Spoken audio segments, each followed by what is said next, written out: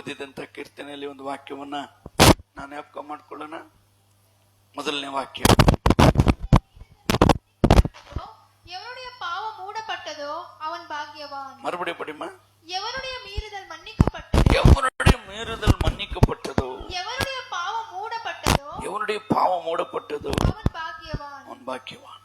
ಯಾವನ ದ್ರೋಹವು ಪರಿಹಾರವಾಗಿದೆ, ಯಾವನ ದ್ರೋಹವು ಪರಿಹಾರವಾಗಿದೆಯೋ, ಯಾವನ ಪಾಪವು ಕ್ಷಮಿಸಲ್ಪಟ್ಟಿದೆಯೋ, ಯಾವನ ಪಾಪವು ಕ್ಷಮಿಸಲ್ಪಟ್ಟಿದೆಯೋ ಅವನೇ ಧನ್ಯನು, ಅವನೇ ಧನ್ಯನು. ಹಲ್ಲೆಲೂಯ. ಇಲ್ಲಿ ಕೀರ್ತನೆಯಲ್ಲಿ ನಾವು ಈ ವಾಕ್ಯವನ್ನ ನೋಡ್ತಾ ಇದ್ದೇವೆ. ಯಾವನ ದ್ರೋಹವು ಪರಿಹಾರವಾಗಿದೆಯೋ, ಯಾವನ ಪಾಪವು ಕ್ಷಮಿಸಲ್ಪಟ್ಟಿದೆಯೋ ಅವನು ಧನ್ಯನು ಅಂತೇಳಿ. ಹಲ್ಲೆಲೂಯ. ಯಾಕಂದ್ರೆ ನಮ್ಮ ದ್ರೋಹಗಳು, ನಮ್ಮ ಪಾಪಗಳು ಪರಿಹಾರ ಮತ್ತು ಕ್ಷಮಿಸಲ್ಪಡಬೇಕು. ಅವನು ಧನ್ಯನು ಎಂಬುದಾಗಿ ನೋಡ್ತೇವೆ. ಈ ಭಾಗ್ಯ, ಈ ಧನ್ಯತೆನ ನಮಗೆ ಕೊಟ್ಟವ್ರು ಯಾರು? ಹಲ್ಲೆಲೂಯ. ಯಾರು ನಮ್ಮ ಪಾಪ ಪರಿಹಾರ ಮಾಡಿದವರು? ಯಾರು ನಮ್ಮ ದ್ರೋಹಗಳನ್ನ ಪರಿಹರಿಸಿ ನಮ್ಮ ಪಾಪಗಳನ್ನ ಕ್ಷಮಿಸಿದವ್ರು ಯಾರು? ಹಲ್ಲೆಲೂಯ. ಅದು ಯೇಸು ಸ್ವಾಮಿನೇ. ಅವರೇ ನಮಗೋಸ್ಕರಪ್ಪ ತನ್ನನ್ನೇ ತ್ಯಾಗ ಯಜ್ಞವಾಗಿ ಸಮರ್ಪಿಸ್ತಾನೆ ಎಂಬುದಾಗಿ ದೇವರ ವಾಕ್ಯದಲ್ಲಿ ನೋಡ್ತೇವೆ. ಹಲ್ಲೆಲೂಯ. ಅದರಿಂದ ನಮ್ಮ ಪಾಪ, ನಮ್ಮ ದ್ರೋಹಗಳು ಪರಿಹಾರವಾಗಬೇಕು, ನಮ್ಮ ಪಾಪ ಕ್ಷಮಿಸಲ್ಪಡಬೇಕು. ಅನೇಕ ರಹಸ್ಯ ಪಾಪಗಳು, ರಹಸ್ಯ ದ್ರೋಹಗಳು ನಮ್ಮೊಳಗೆ ಆವರಿಸಿಕೊಂಡಿದೆ. ಹಲ್ಲೆಲೂಯ. ಆವರಿಸಿಕೊಂಡಿದೆ ನಮ್ಮನ್ನ. ಹಲ್ಲೆಲೂಯ. ಇನ್ನು ಪಾಪದಲ್ಲಿ ನಡೆಸುವಂತದ್ದಾಗಿದೆ. ಅದರಿಂದ ನಾವು ಬಹಳ ಎಚ್ಚರ ವಹಿಸಿ ಜೀವಿಸುವರಾಗಿ ಕಾಣಲ್ಪಡಬೇಕು. ಈ ಪರಿಹಾರವಾಗೋದಕ್ಕೋಸ್ಕರ, ನಮ್ಮ ಪಾಪ ಕ್ಷಮಿಸಲ್ಪಡೋದಕ್ಕೆ ಹಿಂದೆ ಒಂದು ಭಯಂಕರ ಪ್ರಯಾಸ ಇದೆ, ಒಂದು ಬಲವಾದ ತುಂಬಾ ಪ್ರಯಾಸ ಇದೆ. ಇಲ್ಲಾಂದ್ರೆ ನಮ್ಮ ಪಾಪನ, ನಮ್ಮ ದ್ರೋಹ ಪರಿಹಾರವಾಗಿದೆ, ಯಾವನ ಪಾಪ ಕ್ಷಮಿಸಲ್ಪಟ್ಟಿದೆ ಅವನು ಧನ್ಯನು. ಈ ಭಾಗ್ಯವನ್ನ ಹೊಂದೋದಿಕ್ಕೆ, ನಮ್ಮ ಪರಿಹಾರ ಆಗೋದಿಕ್ಕೆ, ನಮ್ಮ ಪಾಪ ಕ್ಷಮಿಸಲ್ಪಡೋದಿಕ್ಕೆ ಇದರಿಂದ ಒಂದು ಭಯಂಕರ ಹೋರಾಟ ಇದೆ, ಒಂದು ಭಯಂಕರ ನರಳಾಟ ಇದೆ. ಹಲ್ಲೆಲೂಯ. ಭಯಂಕರ ವೇದನೆಕರವಾದ ಜೀವಿತ ಅಳವಡಿಸಲ್ಪಟ್ಟಿದೆ. ಅದರಿಂದನೇ ಇವತ್ತು ನಾವು ಪಾಪವಿಲ್ಲದವರಾಗಿ, ದ್ರೋಹವಿಲ್ಲದವರಾಗಿ ನಾವು ಜೀವಿಸೋದಕ್ಕೆ ಒಂದು ಮಾರ್ಗದರ್ಶನ. ಆ ಪ್ರಯಾಸ ಇಲ್ಲದೆ ಹೋದ್ರೆ, ಹಲ್ಲೆಲೂಯ, ನಾವಿವತ್ತು ಯಾವ ಪರಿಸ್ಥಿತಿಯಲ್ಲಿ ಇರ್ತಿದ್ವೋ ಗೊತ್ತಿಲ್ಲ. ಆ ಪ್ರಯಾಸ ಏನನ್ನೋದನ್ನ ಇವತ್ತು ನಾವು ದೇವರ ವಾಕ್ಯದಲ್ಲಿ ನೋಡ್ಕೊಳ್ಳೋಣ. ಯೋಹಾನ ಬರೆದ ಸುವಾರ್ತೆಯಲ್ಲಿ 1ನೇ ಅಧ್ಯಾಯ 29ನೇ ವಾಕ್ಯ ನೋಡೋಣ. ಯೋಹಾನ ಬರೆದ ಸುವಾರ್ತೆ 1ನೇ ಅಧ್ಯಾಯ 29ನೇ ವಾಕ್ಯ. மறுநாளிலே யோவான் இயேசுவை தன்னிடத்தில் வரக்கொண்டு, இதோ உலகத்தின் பாவத்தை சுமந்து தீர்க்கிற தேவ ஆட்டுக்குட்டி என்றார். உலகத்தின் பாவத்தை சுமந்து தீர்க்கிற தேವ ಆಟುಕುಟ್ಟಿ. ಮರುದಿನ ಯೋಹಾನನು ತನ್ನ ಕಡೆಗೆ ಬರುವ ಯೇಸುವನ್ನು ನೋಡಿ, ಅಗೋ ಯಜ್ಞಕ್ಕೆ ದೇವರು ನೇಮಿಸಿದ ಕುರಿ, ಲೋಕದ ಪಾಪವನ್ನು ನಿವಾರಣೆ ಮಾಡುವವನು. ಆಮೆನ್. ಹಲ್ಲೆಲೂಯ. ಲೋಕದ ಎಲ್ಲ ಪಾಪಗಳನ್ನ ನಿವಾರಣೆ ಮಾಡುವಂತ ಒಂದು ಕುರಿಯಾಗಿ ಯೇಸು ಸ್ವಾಮಿ ಲೋಕಕ್ಕೆ ಬಂದರು. ಅದರಿಂದ ನೋಡ್ರಿ, ಸಾನಿಜ್ಞಾದ ಯೋಹಾನ ಹೇಳ್ತಾನೆ, ಮರುದಿನ ಯೋಹಾನ ತನ್ನ ಕಡೆಗೆ ಬರುವ ಯೇಸುವನ್ನ ನೋಡಿ, ಈಗೋ ಯಜ್ಞಕ್ಕೆ ದೇವರು ನೇಮಿಸಿದ ಕುರಿ. ಹಲ್ಲೆಲೂಯ. ಯಾವ ಯಜ್ಞಕ್ಕೆ, ಯಾವ ಯಜ್ಞಕ್ಕೋಸ್ಕರ ಆತನ ನೇಮಿಸಲ್ಪಟ್ರು ಎಂಬುದಾಗಿ ನಾವು ದೇವರ ವಾಕ್ಯದಲ್ಲಿ ಈಗ ತಾನೇ ಕೀರ್ತನೆಯಲ್ಲಿ ಓದ್ವಲ್ಲ, ಏನಂತೇಳಿ ಓದ್ವಿ?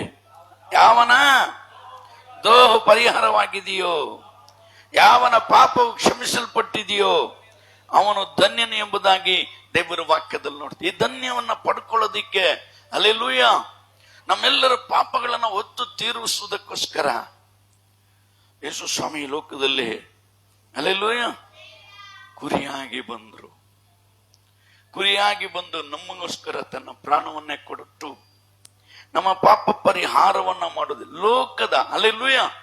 ಇಲ್ಲಿ ದೇವರ ವಾಕ್ಯದಲ್ಲಿ ನಾವು ಇಲ್ಲಿ ಲೋಕದ ಪಾಪ ಅಂದ್ರೆ ಕ್ರೈಸ್ತರು ಯಾರು ಯೇಸುಸ್ವಾಮಿ ನಂಬಿದಾರೋ ಅವರು ಪಾಪಗಳನ್ನ ತೊಳೆಯುವುದಕ್ಕೆ, ಅವರು ಪಾಪಗಳನ್ನ ಒತ್ತುಕೊಳ್ಳುವುದಕ್ಕೆ, ಅವರ ಅಕ್ರಮಗಳನ್ನ ಒತ್ತುಕೊಳ್ಳುವುದಕ್ಕೆ ನಾ ಬಂದೆ ಅಂತ ಹೇಳಲಿಲ್ಲ. ಅಲ್ಲಿ ಏನ್ ಹೇಳುತ್ತೆ? ಲೋಕದ ಪಾಪವನ್ನು ನಿವಾರಣೆ ಮಾಡುವುದಕ್ಕಾಗಿ ಯೇಸು ಸ್ವಾಮಿ ಲೋಕಕ್ಕೆ ಬಂದರು. ಯಾಕಂದ್ರೆ ಪಾಪದ ಸಂಬಳ ಮರಣ. ಎಲ್ಲ ಮರಣವನ್ನು ಸಂಧಿಸ್ತಾ ಇದ್ದೀವಿ, ಪಾಪದಲ್ಲೇ ಸಾಯ್ತಾ ಇದ್ದೀವಿ, ಪಾಪದಲ್ಲೇ ಜೀವಿಸ್ತಾ ಇದ್ವಿ, ಪಾಪದಲ್ಲೇ ಬದುಕ್ತಾ ಇದ್ವಿ. ಹಲ್ಲೆಲೂಯಾ. ಈ ಪಾಪದಿಂದ ಪರಿಹಾರ ಆಗುವುದಕ್ಕೋಸ್ಕರ ತಂದೆಯಾದ ದೇವರು ಒಂದು ಪ್ಲಾನ್ ಮಾಡಿ ನಮಗೋಸ್ಕರ ಒಂದು ಕುರಿಯನ್ನ ಯಜ್ಞದ ಕುರಿಯಾಗಿ ನೇಮಿಸ್ತಾರೆ ಎಂಬುದಾಗಿ ದೇವರ ವಾಕ್ಯದಲ್ಲಿ ನೋಡ್ತೇವೆ. ಹಲ್ಲೆಲೂಯಾ. ಯಾಕಂದ್ರೆ ಯೇಸು ಸ್ವಾಮಿ ಈ ಲೋಕಕ್ಕೆ ಬರ್ಬೇಕಾದ್ರೆ ಒಂದು ಭಕ್ತಿ ಉಳ್ಳ ಸಂತತಿ ಬೇಕಾಗಿತ್ತು, ಒಂದು ಭಕ್ತಿ ಉಳ್ಳ ಜನರು ಬೇಕಾಗಿತ್ತು. ಅದರಿಂದ ಪ್ರಪಂಚವನ್ನ ಸೃಷ್ಟಿ ಮಾಡಿ ಎಲ್ಲಾ ಜನರು ಭೂಮಿಯಲ್ಲಿ ತುಂಬಿ ತುಳುಕುವಂತಾದ ಮೇಲೆ, ಹಲ್ಲೆಲೂಯಾ, ಪಾಪ ಮಾಡಿದಾಗ ಆದಾಮವನ್ನ ಏದೇನ್ ತೋಟದಿಂದ ಹೊರಗಟ್ಟಲ್ಪಟ್ಟು ಅವ್ರ ಬಟ್ಟೆಗೋಸ್ಕರ ಒಂದು ಕುರಿ ವಧಿಸಲ್ಪಟ್ಟು ಚರ್ಮದ ಅಂಗಿಯನ್ನ ತೊಡಿಸ್ತಾರೆ ಎಂಬುದಾಗಿ ನೋಡ್ತೇವೆ. ಹಾಗೆ ಬರ್ತಾ ಇರುವಾಗ ಜಲಪ್ರಳಯದಲ್ಲಿ ಪಾಪ ಮಾಡಿದ್ದರಿಂದ ಜಲಪ್ರಳಯದಿಂದ ಜನರು ನಾಶವಾದರು ಎಂಬುದಾಗಿ ನೋಡ್ತೇವೆ. ಮತ್ತೆ ಪಾಪ ಹೆಚ್ಚಾಗಿದ್ದರಿಂದ ಬೆಂಕಿ ಗಂಧಕ ಬಿದ್ದು ಸೊದೋಮ್ ಗೊಮೋರ ಪಟ್ಟಣವು ಸರ್ವನಾಶವಾಯಿತು ಎಂಬುದಾಗಿ ನಾವು ದೇವರ ವಾಕ್ಯದಲ್ಲಿ ನೋಡ್ತೇವೆ. ಅದರಿಂದ ಈ ಪಾಪ ಪರಿಹಾರಕ್ಕೋಸ್ಕರ ಏನಾದ್ರೂ ಒಂದು ಮಾಡ್ಬೇಕಂತೇಳಿ ತಂದೆಯಾದ ದೇವರು ಪ್ಲಾನ್ ಮಾಡಿ, ಹಲ್ಲೆಲೂಯಾ, ಅದರಿಂದ ಒಂದು ಸಂತತಿಯನ್ನ ಹುಡುಕಿ ತೆಗೆದು, ಅದು ಯಾವುದ ಸಂತತಿ, ದೇವರಿಗೆ ಭಯಪಡುವಂತ ಭಕ್ತಿಯ ಪಡುವಂತ ಒಂದು ಸಂತತಿಯನ್ನ ಹಿಡಿದು ಅವರನ್ನ ಬಲಪಡಿಸಿ, ಅವ್ರು ತಪ್ಪು ಮಾಡ್ತಾ ಬಂದ್ರು ದಂಡನೆ ಕೊಟ್ಟು ಒಂದು ರೂಪ ಮಾಡಿ ಅವರನ್ನ ಇಸ್ರಾಯೇಲರನ್ನಾಗಿ ಆರಿಸಿ, ಯಹೂದರನ್ನಾಗಿ ಆರಿಸಿ, ಅದರ ಮೂಲಕ ಯೇಸು ಸ್ವಾಮಿ ಲೋಕಕ್ಕೆ ಬರುವುದಕ್ಕೋಸ್ಕರ ಒಂದು ಸಂತತಿಯನ್ನ ಹಿಡಿದು ಅವರನ್ನ ದಂಡಿಸಿ ಸರಿಯಾದ ರೀತಿಯಲ್ಲಿ ನಡೆದು ಪರಿಶುದ್ಧರಾಗಿದ್ದು ಆ ಪರಿಶುದ್ಧನಾದ ದೇವರು ಯೇಸು ಸ್ವಾಮಿ ಲೋಕಕ್ಕೆ ಹುಟ್ಟಬೇಕಾಗಿತ್ತು. ಅದರಿಂದನೇ ಒಂದು ಸಂತತಿಯನ್ನ ಅವರು ಆರಿಸಿ ಬಂದ್ರು. ಆದರೆ ಇಸ್ರಾಯೇಲರಿಗೋಸ್ಕರ ಯೇಸು ಸ್ವಾಮಿ ಸತ್ತಲಿಲ್ಲ. ಹಲ್ಲೆಲೂಯಾ.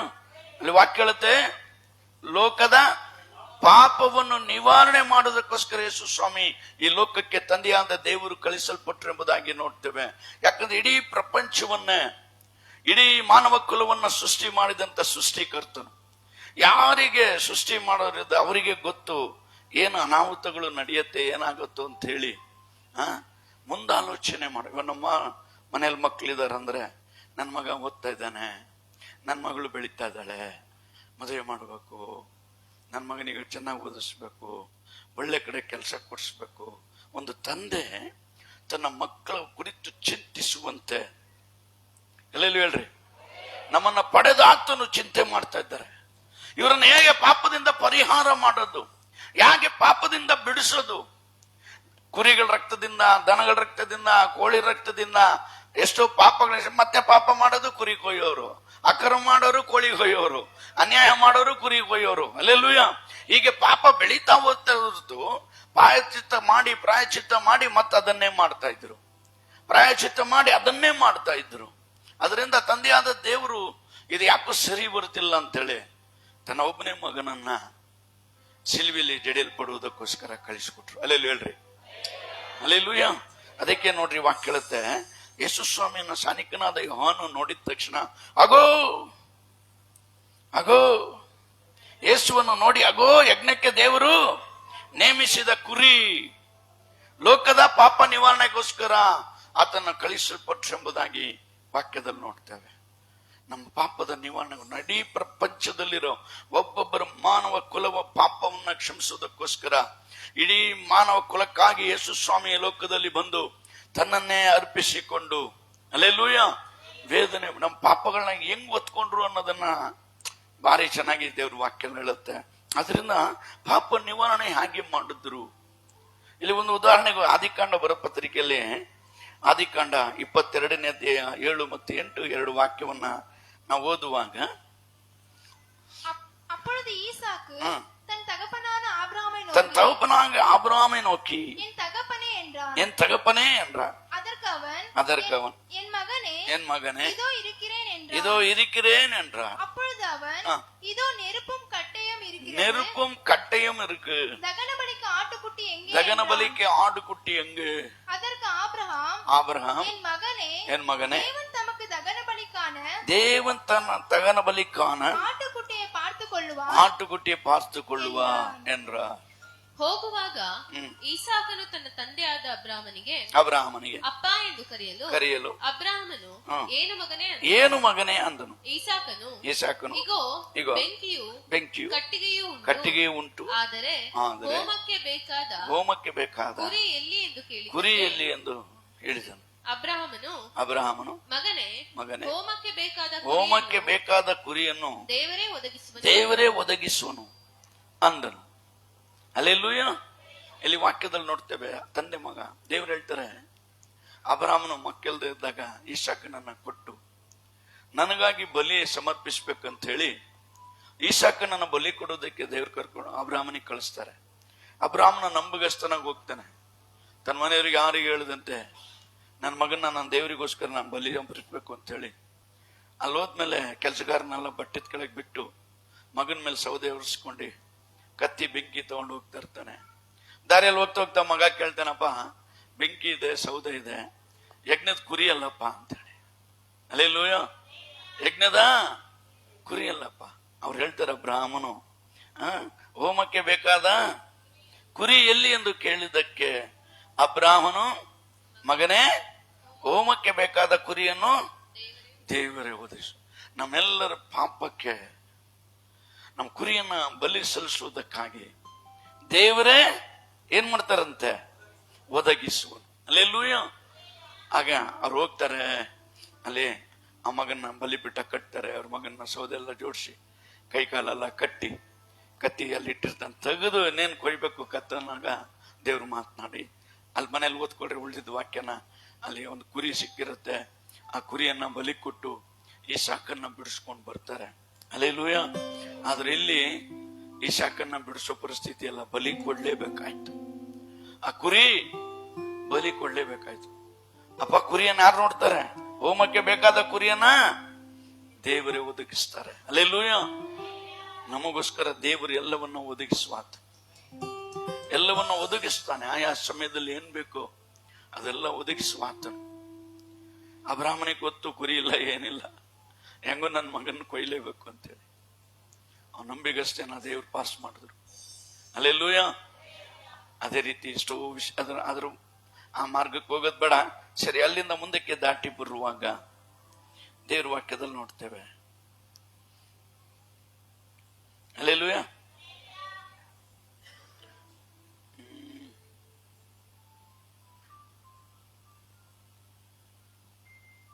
ಯಾಚಕ ಕಾಂಡ 16ನೇ ಅಧ್ಯಾಯ 21ರಿಂದ 22 ಈ ವಾಕ್ಯವನ್ನು ಓದೋಣ.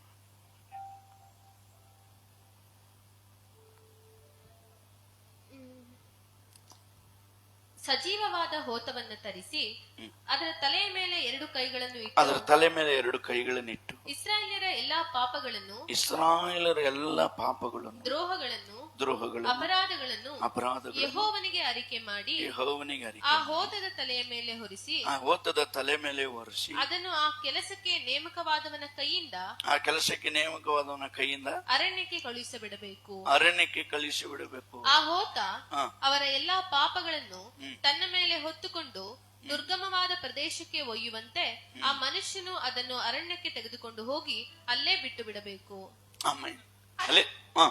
அதன் தலையின் மேல் ஆரோன் தன் 2 கைகளையும் வைத்து அதன் மேல் இஸ்ரவேல் புத்திரருடைய அதன் மேல் இஸ்ரவேலுடைய எல்லா சகல புத்திரருடைய அக்கிரமங்களையும் அவர்களுடைய எல்லா பாவங்களையும்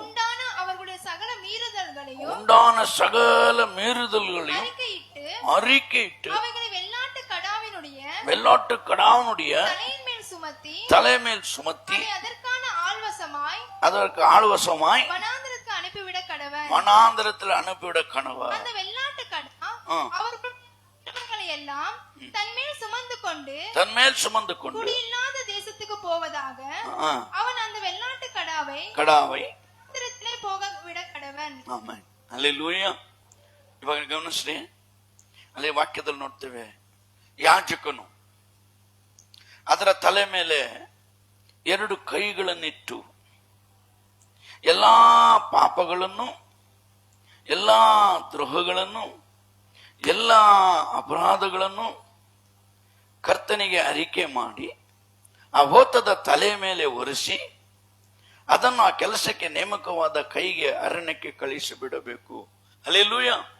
ಹಳೆ ಕಾಲದಲ್ಲಿ ಇಸ್ರಾಯೇಲರ ಎಲ್ಲ ಪಾಪಗಳು, ಅಕ್ರಮಗಳು, ಅನ್ಯಾಯಗಳು, ಅಶುದ್ಧತೆಗಳು, ಹಲ್ಲೆಲೂಯಾ, ಆಮೇಲೆ ದ್ರೋಹಗಳು, ಅಪರಾಧಗಳು, ಇವೆಲ್ಲವನ್ನ ಆಡಿನ ತಲೆ ಮೇಲೆ ಒರೆಸಿ ಎಲ್ಲರ ಪಾಪಗಳನ್ನ ಸಮರ್ಪಿಸಿ ಅಡವಿಗೆ ಅದನ್ನ ಆ ಪಾಪನ ಕಳಿಸ್ಬೇಕ. ನಮ್ಮ ದೇಶದಲ್ಲಿ ಇನ್ನು ಪಾಪ ಇಲ್ಲ, ಇಸ್ರಾಯೇಲ್ ದೇಶದಲ್ಲಿ ಯಾವುದೇ ಪಾಪ ಇಲ್ಲ, ಇಸ್ರಾಯೇಲ್ ಜನರಲ್ಲಿ ಯಾವುದೇ ಪಾಪ ಇಲ್ಲ.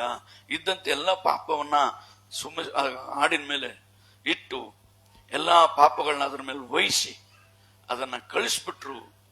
ಇನ್ಮೇಲೆ ನಮ್ಮ ದೇಶದಲ್ಲಿ ಪಾಪ ಇಲ್ಲ, ಶಾಪ ಇಲ್ಲ, ಇನ್ಮೇಲೆ ನಮ್ಮ ದೇಶದಲ್ಲಿ ಆಶೀರ್ವಾದ ಅಂತ ಹೇಳಿ ನೆನೆಸಿ ಆ ಓತವನ್ನ ಕಳಿಸ್ಕೊಟ್ರೆಂಬುದಾಗಿ ದೇವರ ವಾಕ್ಯದಲ್ಲಿ ನೋಡ್ತೇವೆ. Hallelujah, hallelujah. ಯಾಕಂದ್ರೆ ಎಲ್ಲ ಪಾಪಗಳು ಯಾರ ಮೇಲೆ ಹೊರಿಸ್ತಂತೆ? ಓತದ ಮೇಲೆ. ಹಲ್ಲೆಲೂಯಾ. ಅದು ಹೊತ್ತುಕೊಂಡು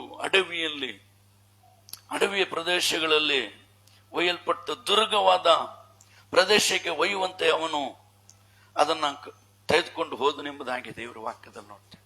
ಹಲ್ಲೆಲೂಯಾ. ಎಲ್ಲಾ ಪಾಪಗಳನ್ನು ಯಾರ ಮೇಲೆ ವಹಿಸ್ತಾರಂತೆ? ಓತದ ಮೇಲೆ. ಹಲ್ಲೆಲೂಯಾ. ಎಲ್ಲಾ ಇಸ್ರಾಯೇಲರ ಪಾಪಗಳು. ಇವಾಗ ನಾವೆಲ್ಲ ಇದೀವಿ, ನಮ್ಮ ಪಾಪ ಎಲ್ಲ ಯಾರ ಮೇಲೆ ಹೊರಿಸೋದು? ನಮ್ಮ ಪಾಪ ಯಾರ ಮೇಲೆ ತುಂಬಿಸೋದು? ನಮ್ಮ ಅಪರಾಧಗಳು, ನಮ್ಮ ಅಹಂಭಾವ, ನಾನು, ನನ್ನದು, ಹೊಟ್ಟೆ ಕಿಚ್ಚು, ವೈರಾಗ್ಯ. ಹಲ್ಲೆಲೂಯಾ. ಇನ್ನೇನು ಒಂದು ಗೇಣು ಬೆಳೀತಾ ಇದೀವಿ ಅಂದ್ರೆ ಆವಾಗಲೇ ದೇವರನ್ನ ಬಿಟ್ಟು ಹಿಂಜಾರಿ ಒಂದು ಮಾರುದ್ದ ಕೆಳಗೆ ಬಿದ್ದ್ಬಿಡ್ತೀವಿ. ಮತ್ತೆ ಒಂದು ಮಾರುದ್ದ ಆಶೀರ್ವಾದ ತಗೊಂಡು ಬರೋದಕ್ಕೆ ವರ್ಷಗಳೇ ಕಳೆದೋಗುತ್ತೆ. ಒಂದು ಗೇಣು ಬೆಳೆದ್ರೆ ಹಲ್ಲೆಲೂಯಾ ಒಂದು ಮಾರು ಜರುಗಿ ಬಿಡ್ತೀವಿ. ಚೂರು ಆಶೀರ್ವಾದ ಬಂದಿದ್ದೇ ಸಾಕು, ಹಂಗೆ ತಡವರ್ಷ ಬಿದ್ದೋಗ್ತೇವೆ. ಏನಾದ್ರೂ ಒಂದು ದೇವರು ನಮ್ಮನ್ನು ಆಶೀರ್ವದಿಸಿದ್ರೆ ಆವಾಗಲೇ ಬಿದ್ದೋಗ್ಬಿಡ್ತೀವಿ. ಹಲ್ಲೆಲೂಯಾ. ಏನಾದರೂ ಮಾಡಿ ದೇವರನ್ನ ಕಳ್ಕೊಂಡು ದೇವ್ರ ವಿರೋಧವಾಗಿ ನಡೆದು ಬಂದಂತಹ ಗೇಣುದ್ದ ಆಶೀರ್ವಾದ ಕಳ್ಕೊಂಡು ಮಾರುದ್ದ ಡೌನ್ ಆಗ್ಬಿಡುತ್ತೆ. ಮತ್ತೆ ಒಂದಡಿ ಇದ್ದಿದ್ದು 10 ಅಡಿ ಕೆಳಗೆ ಬಂದ್ಬಿಡುತ್ತೆ. ಮತ್ತೆ ನೀನು 10 ಅಡಿ ಹತ್ಕೊಂಡ್ ಬರೋದಿಕ್ಕೆ ವರ್ಷಗಳು, ಕಾಲಗಳು ಹೋಗ್ತಾ ಇರುತ್ತೆ. ಕ್ಷಣ ಮಾತ್ರದಲ್ಲಿ ತಪ್ಪು ಮಾಡ್ಬೋದು, ಕ್ಷಣ ಮಾತ್ರದಲ್ಲಿ ಪಾಪ ಮಾಡ್ಬೋದು, ಒಂದೇ ಕ್ಷಣದಲ್ಲಿ ಅಶುದ್ಧರಾಗ್ಬೋದು, ಒಂದೇ ಸೆಕೆಂಡಲ್ಲಿ ಅಪರಾಧ ಮಾಡ್ಬೋದು. ಆದ್ರೆ ಅದು ತೊಳೆಯಲ್ಪಟ್ಟು ಅದನ್ನು ಶುದ್ಧಿ ಮಾಡಲ್ಪಟ್ಟದ್ದು ಮತ್ತೆ ಶುದ್ಧೀಕರಿಸಲ್ಪಡಬೇಕಾದ್ರೆ ಹಲ್ಲೆಲೂಯಾ ವರ್ಷಗಳೇ ಕಳೆದೋಗುತ್ತೆ. ಅದರಿಂದ ಈ ಹಾಡಿನ ಮೇಲೆ ಎಲ್ಲಾ ಪಾಪಗಳನ್ನ, ಅಕ್ರಮಗಳನ್ನ, ದೋಷಗಳನ್ನ, ಅಶುದ್ಧತೆಗಳನ್ನ ಎಲ್ಲ ಏನೇನು ಮಾಡಿದ್ರು ಎಲ್ಲದರ ಮೇಲೆ ಹೊರಿಸ್ತರು ಎಂಬುದಾಗಿ ದೇವರ ವಾಕ್ಯದಲ್ಲಿ ನೋಡ್ತೇವೆ. ಹಲ್ಲೆಲೂಯಾ. ಅವಾಗ ಅದರ ಪರಿಸ್ಥಿತಿ ಹೆಂಗಿರುತ್ತೆ ಹೇಳ್ರಿ? ಎಲ್ಲಾ ಪಾಪವನ್ನು ಹೊತ್ಕೊಂಡಾಗ ಹಾಡಿನ ಪರಿಸ್ಥಿತಿ ಹೆಂಗಿರುತ್ತೆ? ಹಲ್ಲೆಲೂಯಾ. ಅದ್ರ ಪರಿಸ್ಥಿತಿ ಹೆಂಗಿದಂತೆ ದೇವ್ರ ವಾಕ್ಯದಲ್ಲಿ ನೋಡೋಣ. ಲೂಕನ ಬರೆದ ಸುವಾರ್ತೆಯಲ್ಲಿ 22ನೇ ಅಧ್ಯಾಯ 42, 43, 44 3 ವಾಕ್ಯವನ್ನು ಓದೋಣ. பிதாவே உமக்கு சித்தமானால் இந்த பாத்திரம் என்னை விட்டு நீங்கும்படி செய்யும். ஆயினும் என்னுடைய சித்தத்தின்படி அல்ல, உம்முடைய சித்தத்தின்படியே ஆக கடவுது என்று ஜெபம் பண்ணினார். ತಂದೆಯೇ, ನಿನಗೆ ಇಷ್ಟವಿದ್ದರೆ ಈ ಪಾತ್ರೆಯನ್ನು ನನ್ನಿಂದ ತೊಲಗಿಸು. ಹೇಗೂ ನನ್ನ ಚಿತ್ತವಲ್ಲ, ನಿನ್ನ ಚಿತ್ತವೇ ಆಗಲಿ ಎಂದನು. ಆಗ ಪರಲೋಕದಿಂದ ಬಂದ ಒಬ್ಬ ದೇವದೂತನು ಅವನಿಗೆ ಕಾಣಿಸಿಕೊಂಡು ಆತನನ್ನು ಬಲಪಡಿಸಿದನು. ಆತನು ಮನೋವ್ಯತೆ ಉಳ್ಳವನಾಗಿ ಇನ್ನೂ ಆಸಕ್ತಿಯಿಂದ ಪ್ರಾರ್ಥಿಸುತ್ತಿರಲಾಗಿ ಆತನ ಬೆವರು ಭೂಮಿಗೆ ಬೀಳುತ್ತಿರುವ ರಕ್ತದ ದೊಡ್ಡ ಹನಿಗಳೋಪಾದಿಯಲ್ಲಿದ್ದವು. ವ್ಯಾಕುಲ ಇಡೀ ಲೋಕದ ಪಾಪವನ್ನ ಯೇಸು ಸ್ವಾಮಿ ಮೇಲೆ ಹಾಕಲ್ಪಡ್ತಾ ಇದೆ. ಆ ಗೆತ್ಸೆಮನೆ ತೋಟದಲ್ಲಿ ಮನೋವ್ಯತೆ. ಹಲ್ಲೆಲೂಯಾ. ಎಲ್ರು ಪಾಪದ ಭಾರ, ಪಾಪದ ವಜೆ, ಮನೋವ್ಯತೆ. ಅಪ್ಪಾ, ನೀನ್ ಚಿತ್ತವಾದ್ರೆ ಇದರಿಂದ ನನಗೆ ಬಿಡುಗಡೆ ಕೊಡು, ಇದರೆಲ್ಲಾ ಪಾಪದಿಂದ ನನಗೆ ಬಿಡುಗಡೆ ಕೊಡು. ಆದ್ರೆ ನನ್ನ ಚಿತ್ತದಂತಲ್ಲ, ಎಲ್ಲ ನಿನ್ ಚಿತ್ತದಂತಾಗಲಿ. ಹಲ್ಲೆಲೂಯಾ. ಆ ಗೆತ್ಸೆಮನೆ ತೋಟದಲ್ಲಿ ಇಡೀ ಪ್ರಪಂಚದ ಪಾಪ ತುಂಬ್ತಾ ಇದ್ದಾರೆ. ಎಲ್ಲರ ಪಾಪಗಳು ಆತನ ಮೇಲೆ ಬೀಳ್ತಾ ಇದೆ. ಪ್ರಪಂಚದ ಮಾನವ ಕುಲ ಮಾಡಿದಂತ ಒಂದೊಂದು ಪಾಪಗಳನ್ನ, ಅಕ್ರಮಗಳನ್ನ, ಅಪರಾಧಗಳನ್ನ, ದ್ರೋಹಗಳನ್ನ, ವ್ಯಭಿಚಾರ, ವೇಶ್ಯದನ ಎಲ್ಲ ಪಾಪದ ಭಾರವನ್ನ ಯೇಸು ಸ್ವಾಮಿ ಮೇಲೆ ಹಾಕ್ತಾ ಇದ್ದಾರೆ. ಆಡು ಅದು ಬಾಯಿಲ್ದಿಂದ ಹಂಗೆ ಹೋಗಿತ್ತು. ಬಾಯಿದ್ರೆ ಏನಾದ್ರು ಹೇಳಿರೋದು ಗೊತ್ತಾ? ಅಲ್ಲೆಲ್ಲೂಯ. ಅಪ್ಪ ನನಗೆ ಹಾಕಪ್ಪ ಈ ಹಿಂಸೆ, ಇವ್ರು ಮಾಡಿದ್ ಇವ್ರಿಗೆ ಹಾಕು, ನನ್ನನ್ನು ಬಿಡು ಅಂತ ಆಡು ಪ್ರಾರ್ಥನೆ ಮಾಡಿರ್ಬೋದು. ಅಲ್ಲೆಲ್ಲೂಯ. ಇವನು ಸೇದ ಪಾವತಿ ಆಮೇಲೆ ಯಾಮ್ போடுறಪ್ಪ, ಅವಳು ಸೇದದ್ದು ಅವಳು ಅನುಭವಿಸ್ಬಿಟ್ಟು, ಅವ್ರವ್ರು ಮಾಡಿದ ಪಾಪ ಅವ್ರವ್ರೇ ಅನುಭವಿಸ್ಲಿ, ನನ್ ಮೇಲೆ ಯಾಕೆ ಆಗ್ತಿದ್ಯಾ? ಇವ್ರ ಅಪರಾಧ ನನ್ ಮೇಲೆ ಯಾಕೆ? ಇವ್ರ ಪಾಪ ನನ್ ಮೇಲೆ ಯಾಕೆ? ಅಲ್ಲೆಲ್ಲೂಯ. ಆಡು ಏನು ಮಾತಾಡಲಿಲ್ಲ. ಆದ್ರೆ ಸ್ವಾಮಿ ಮಾತಾಡ್ತಾರೆ, ಅಪ್ಪ ನೀನ್ ಚಿತ್ತವಾದ್ರೆ ಈ ಪಾಪದ ಹೊರೆ, ಈ ಪಾಪದ ಭಾರ ನನ್ನನ್ನು ಬಿಟ್ಟು ತೊಲಗ್ಲಿ ಅಪ್ಪ, ನನ್ನನ್ನು ಬಿಟ್ಟು ಹೋಗ್ಲಿ. ಆದ್ರೆ ಒಂದ್ ಮಾತು ಹೇಳ್ತಾರೆ, ಅಪ್ಪ ನನ್ನ ಚಿತ್ತದಂತ ಆಗಲ್ಲ, ಎಲ್ಲ ನಿಮ್ಮ ಚಿತ್ತದಂತ ಆಗಲಿ. ಆ ಹೊರೆ, ಆ ವೇದನೆ, ಆ ಭಾರ ಆತನ ಮನೋಗತುಳ್ಳವನಾಗಿ ಆಸಕ್ತಿಯಿಂದ ಪ್ರಾರ್ಥನೆ ಮಾಡ್ತಿರುವಾಗ ಅವರ ಬೆವರು ಭೂಮಿಯಲ್ಲಿ ಬೀಳುತ್ತಿರುವ ರಕ್ತದ ಹನಿಯಾಗಿ ಬದಲಾಯ್ತಂತೆ.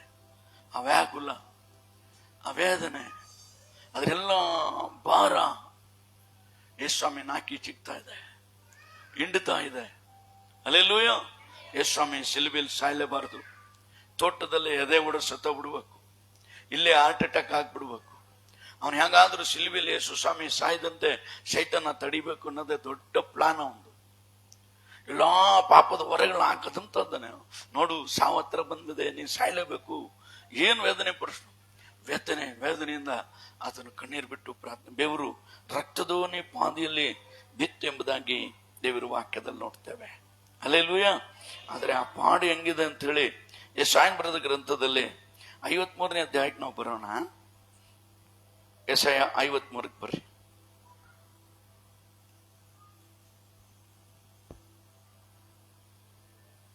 53ನೇ அத்தியாயத்தில் 4ರಿಂದ மெய்யாகவே அவருடைய பாடுகளை ஏற்றுக்கொண்டு நம்முடைய துக்கங்களை சுமந்தார். நாமோ அவர் தேவனால் அடிபட்டு வாதிக்கப்பட்டு சிறுமைப்பட்டவர் என்று எண்ணினோம். நம்முடைய மீறுதல்கள் நிமித்தம் அவர் காயப்பட்டு நம்முடைய அக்கிரமங்களின் நிமித்தம் அவர் நொறுக்கப்பட்டார். நமக்கு சமாதானத்தை உண்டு பண்ண ஆகினை அவர் மேல் வந்தது. அவருடைய தழும்புகளால் குணமாகிறோம். ನಿಜವಾಗಿಯೂ ನಮ್ಮ ಕಷ್ಟಗಳನ್ನು ಅನುಭವಿಸಿದನು. ಅವನು ಹೊತ್ತ ಹೊರೆಯು ನಮ್ಮ ಸಂಕಟವೇ ಹೌದು. ನಾವಾದರೂ ಅವನು ದೇವರಿಂದ ಬಾಧಿತನು, ಪೆಟ್ಟು ತಿಂದವನು, ಕುಗ್ಗಿಸಲ್ಪಟ್ಟವನು ಎಂದು ಭಾವಿಸಿಕೊಂಡೆವು. ನಮ್ಮ ದ್ರೋಹಗಳ ದೆಸೆಯಿಂದ ಅವನಿಗೆ ಗಾಯವಾಯಿತು. ನಮ್ಮ ಅಪರಾಧಗಳ ನಿಮಿತ್ತ ಅವನು ಜಜ್ಜಲ್ಪಟ್ಟನು. ನಮಗೆ ಸುಕ್ಷೇಮವನ್ನುಂಟು ಮಾಡುವ ದಂಡನೆಯನ್ನು ಅವನು ಅನುಭವಿಸಿದನು. ಅವನ ಬಾಸುಂಡೆಗಳಿಂದ ಗುಣವಾಯಿತು. ಅಲ್ಲೆಲ್ಲೂಯ. ಇಲ್ಲಿ ನೋಡ್ರಿ, ಈ ಕುರಿ ಮೇಲೆ ಎಲ್ಲ ಬಾಧೆಗಳು, ಎಲ್ಲಾ ಪ್ರಪಂಚದ ಪಾಪಗಳು ಆತನ ಮೇಲೆ ಬೀಳ್ತಾ ಇದೆ. ನಿಜವಾಗಲೂ ನಮ್ಮ ವ್ಯಾಧಿಗಳನ್ನ, ನಮಗಿರೋ ಕಾಯಿಲೆಗಳನ್ನ, ರೋಗಗಳನ್ನ ಯೇಸುವಿನ ಹೆಸರು ಹೇಳಿದ್ರೆ ಕ್ಯಾನ್ಸರ್ ಗಡ್ಡೆ ರೋಗಗಳು ಸೌಖ್ಯ ಆಗುತ್ತೆ, ಅದ್ಭುತಗಳು ನಡೆಯುತ್ತೆ. ಎಲ್ಲಾ ರೋಗಗಳನ್ನ ಹೊತ್ತುಕೊಂಡನು. ಅವನು ಹೊತ್ತಂತ ಹೊರೆ ನಮ್ಮ ಸಂಕಟವೇ ಹೌದು. ನಾವಾದರೂ ಅವನು ದೇವರಿಂದ ಬಾಧಿತನು, ಪೆಟ್ಟು ತಿಂದವನು, ಕುಗ್ಗಿಸಲ್ಪಟ್ಟವನು ಎಂದು ಭಾವಿಸಿಕೊಂಡೆವು. ಇಲ್ಲ, ನಮ್ಮ ದ್ರೋಹಗಳ ದೆಸೆಯಿಂದ. ಹಲ್ಲೆಲೂಯ. ಅದಕ್ಕೆ ನಾವು ವಾಕ್ಯದಲ್ಲಿ ಅವರು ಓದಲ್ಲ, ಯಾಜಕ ಕಾಂಡದಲ್ಲಿ ನಮ್ಮ ಎಲ್ಲಾ ಪಾಪಗಳನ್ನು, ದ್ರೋಹಗಳನ್ನು, ಅಪರಾಧಗಳನ್ನು ಅರಿಕೆ ಮಾಡಿ ಓತದ ತಲೆ ಮೇಲೆ ನಮ್ಮೆಲ್ಲ ಪಾಪಗಳು, ಅಕ್ರಮಗಳು, ಅನ್ಯಾಯಗಳನ್ನೆಲ್ಲ ಯೇಸು ಮೇಲೆ ಹೊರಿಸ್ತಾ ಇದ್ದೇವೆ. ಆತನು ಹೊತ್ತುಕೊಂಡನು. ಆತನು ಹೊತ್ತಂತ ಹೊರೆ, ಹಲ್ಲೆಲೂಯ, ನಮ್ಮ ಸಂಕಟಗಳೇ. ನಮ್ಮ ದ್ರೋಹಗಳ ದೆಸೆಯಿಂದ ಗಾಯವಾಯಿತು. ನಮ್ಮ ಅಪರಾಧಗಳ ನಿಮಿತ್ತ ಅವನು ಜಜ್ಜಲ್ಪಟ್ಟನು. ನಮಗೆ ಸುಕ್ಷೇಮವನ್ನುಂಟು ಮಾಡುವ ದಂಡನೆಯು ಅವನು ಅನುಭವಿಸಿದನು. ಅವನ ಬಾಸುಂಡೆಗಳಿಂದ ಗುಣವಾದ. ಇಡೀ ಪ್ರಪಂಚದ ರೋಗಗಳನ್ನ, ಬಾಧೆಗಳನ್ನ ಎಲ್ಲ ಯೇಸು ಸ್ವಾಮಿ ಮೇಲೆ ಬಿತ್ತು. ಪಾಪದ ಸಂಬಳ ಮರಣ, ಮರಣದಿಂದ ತಪ್ಪಿಸೋದಿಕ್ಕೆ, ರೋಗದಿಂದ ತಪ್ಪಿಸೋದಿಕ್ಕೆ ಆತನ ಬಾಸುಂಡೆಗಳು ಕೊರಡೆಗಳಿಂದ ಒಡೆದು ಅದರ ಶರೀರವೆಲ್ಲ ರಕ್ತದಿಂದ ಕಿತ್ತಲ್ಪಟ್ಟು ಆತನ ಬಾಸುಂಡೆಗಳಿಂದ, ಹಲ್ಲೆಲೂಯ, ನಮ್ಮೆಲ್ಲ ಕಾಯಿಲೆಗಳನ್ನ, ರೋಗಗಳನ್ನ ದೇವ್ರ ಬಿಡುಗಡೆ ಕೊಡ್ತಿದ್ದಾರೆ. ಹಲ್ಲೆಲೂಯ. ನಾವು ಹೊಟ್ಟೆ ನೋವಿಂದ ಬಂದೆ, ಪ್ರಾರ್ಥನೆಯಲ್ಲಿ ಕೂತ್ಕೊಂಡೆ, ಪ್ರಾರ್ಥನೆ ಮುಗಿದ್ರು ನಾನು ಹೊಟ್ಟೆ ನೋವೆಲ್ಲೋಯ್ತು ಅಂತ ಗೊತ್ತಿಲ್ಲ.